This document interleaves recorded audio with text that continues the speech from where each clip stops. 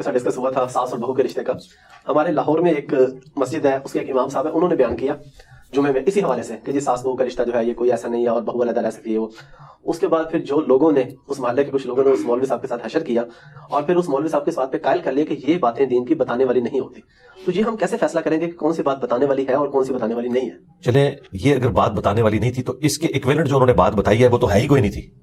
تو یہ تو انہوں نے بدعت کی, دین کے اندر خود سے ایک چیز داخل کر دی, یعنی اس کے الٹ پھر انہوں نے بتایا ہوگا نا کہ یہ کریں. تو جو چیز نہیں تھی وہ عوام کے ڈر سے آپ نے خود دین میں داخل کر دی, اور جو دین نے آپ کو بتائی تھی وہ آپ نے چھوڑ دی. تو سرکار یہی تو آپ کا امتحان ہے, دینداری اسی کا تو نام ہے, یہی تو آپ کا چیک تھا. تو وہ معذرت کے ساتھ وہ عالم صاحب فیل ہو گئے. اچھا, یہ جو ساس بہو کا جو رشتہ ہے اس کا قطعاً یہ مقصد نہیں ہے کہ بہو نے ساس کے بیٹے کو اغوا کر کے سائڈ پہ ہو جانا ہے. اس کے ساتھ ہم پیرلل میں بتاتے ہیں کہ بھائی یہ جو عورت ہے ساس, وہ اپنے بیٹے پر اس کی بیوی سے زیادہ حق رکھتی ہے.